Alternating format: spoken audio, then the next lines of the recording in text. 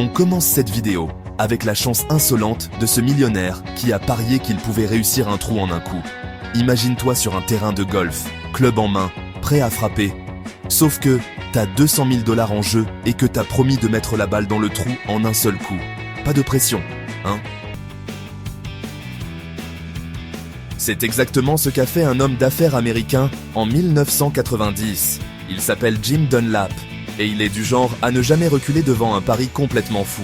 Un jour, lors d'un tournoi privé de golf entre riches, il balance « Je parie 200 000 $ que je peux réussir un trou en un sur ce parcours ». Ses potes, sûrement déjà un peu éméchés au champagne, prennent le pari sans hésiter.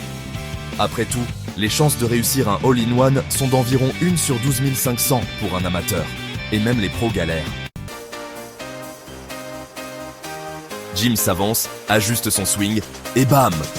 La balle vole, rebondit une fois sur le green et roule directement dans le trou.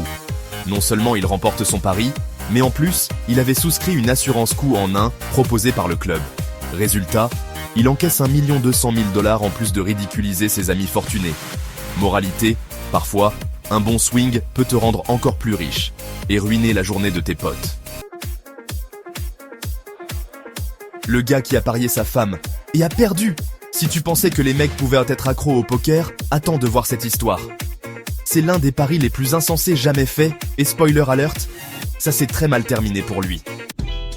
Direction la Russie, où Andrei Karpov, un joueur de poker amateur, se retrouve à court d'argent en pleine partie. Normalement, c'est à ce moment-là qu'on se lève discrètement, et qu'on prétend avoir un rendez-vous urgent. Mais non, Andrei a eu la bonne idée. Je mise ma femme sur cette main, elle vaut bien plus que de l'argent. Si on pouvait voir l'expression de sa femme à ce moment-là, ça aurait sûrement mérité un Oscar. Problème, il perd la main. Et son adversaire, Sergei Brodov, prend le pari au sérieux. Lorsque Tatiana Karpov, la femme en question, apprend la nouvelle, elle n'est pas exactement ravie. Plutôt que de s'énerver, elle prend une décision encore plus radicale et lui dit « Tu sais quoi, c'est moi qui te quitte. Je pars avec le gagnant. » Elle divorce d'Andrei et épouse Brodov quelques mois plus tard. Moralité, ne jamais sous-estimer le pouvoir d'une mauvaise main au poker. Un conseil, si tu veux garder ta femme, évite de la mettre en jeu. Finalement, c'est elle qui a gagné au change en quittant ce minable. Dans la vie, il y a ceux qui bossent dur pour réussir, et puis il y a ceux qui disent « Tu sais quoi, je vais devenir célèbre, juste parce que j'ai parié dessus. » C'est exactement ce qu'a fait Phil Campbell, un Britannique un peu trop sûr de lui, qui en 1997 a parié avec ses potes qu'il deviendrait un artiste connu en moins d'1 an.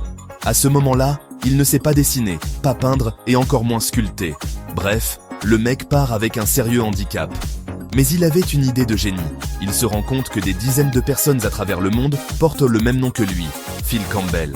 Alors, il décide d'exploiter ça et organise une expo collective, avec uniquement des artistes qui s'appellent comme lui.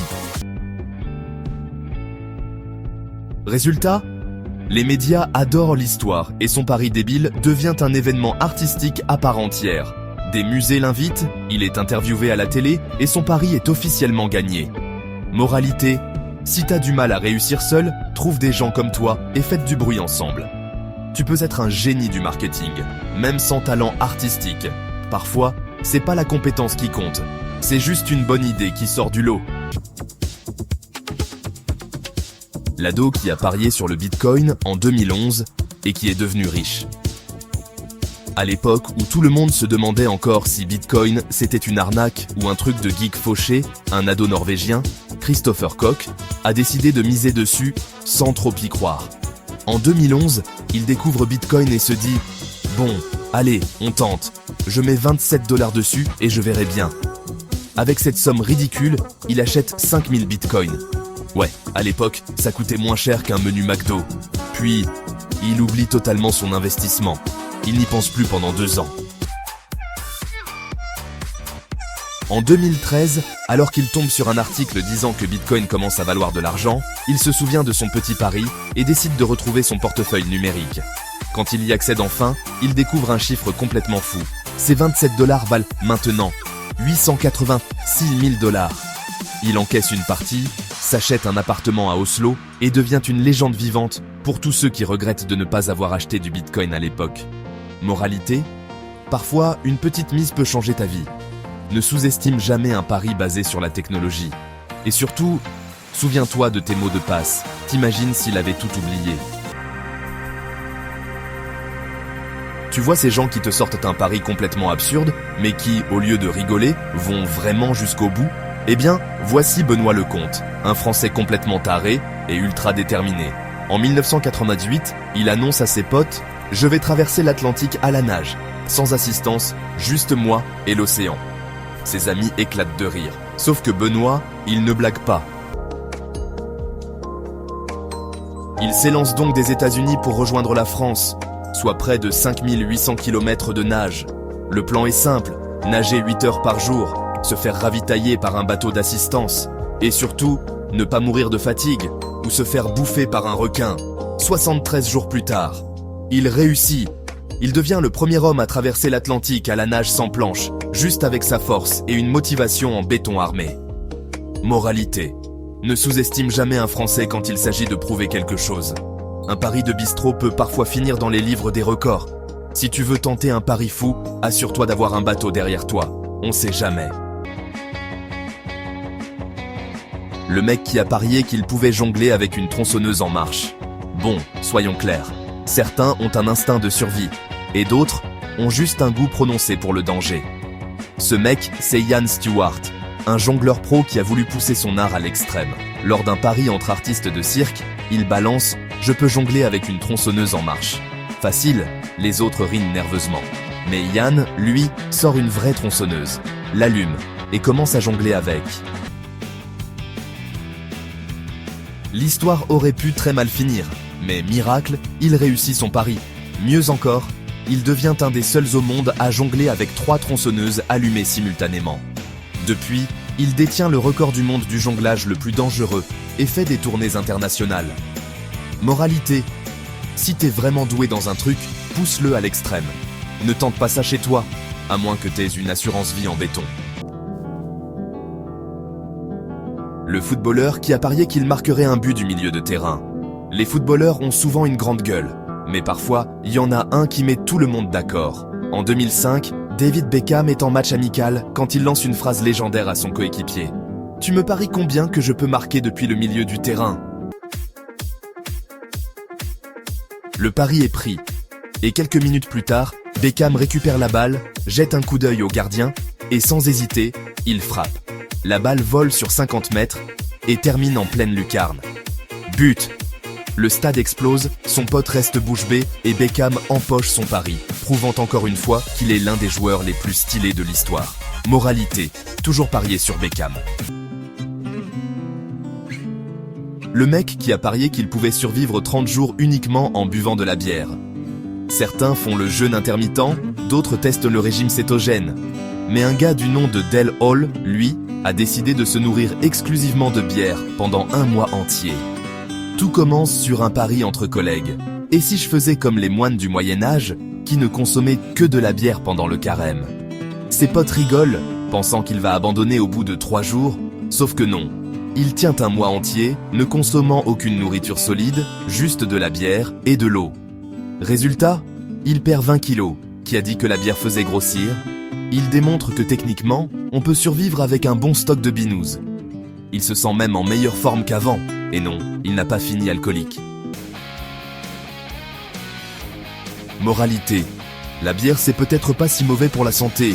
Avec modération bien entendu. Le mec qui a parié qu'il pouvait tenir 6 mois sans dormir. Alors là, on est sur un pari qui défie totalement la biologie humaine. Un homme du nom de Tony Wright, passionné de neurosciences, affirme qu'il peut survivre sans dormir en modifiant son alimentation et en pratiquant des exercices mentaux.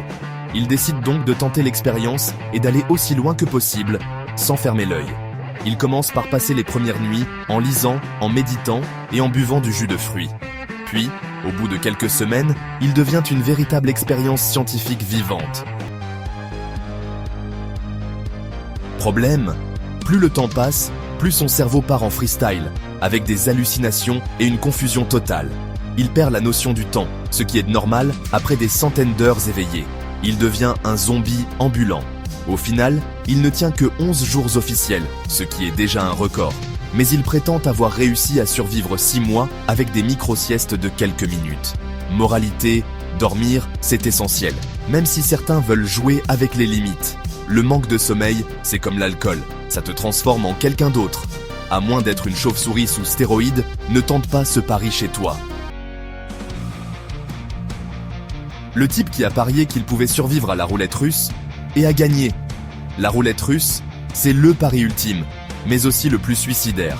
L'histoire la plus dingue concerne un homme du nom de William Billy Bailey, un criminel américain. Lors d'une soirée arrosée, il fait un pari complètement fou avec des amis. Je vais jouer à la roulette russe, avec une balle dans le barillet. Tout le monde pense qu'il bluffe, mais il prend un revolver, y place une cartouche, tourne le barillet et le clic retentit. Ce fou a osé appuyer sur la gâchette. Par chance, la chambre du barillet ne contenait pas la cartouche. Sinon, il était mort. Ce qui est encore plus dingue, c'est qu'il aurait fait ça plusieurs fois dans sa vie. Et à chaque fois, il en est sorti vivant. Moralité, parfois, la chance te sourit. Mais il faut vraiment être taré pour la tester comme ça. Un pari stupide peut vite devenir un aller simple pour l'au-delà. Jouer avec une tronçonneuse, c'est dangereux. Mais jouer avec un flingue, c'est du pur Darwin Award. Si tu as kiffé, je t'invite à t'abonner à Mister Hibou pour ne pas rater nos prochaines vidéos. A plus tard mes petits hiboux.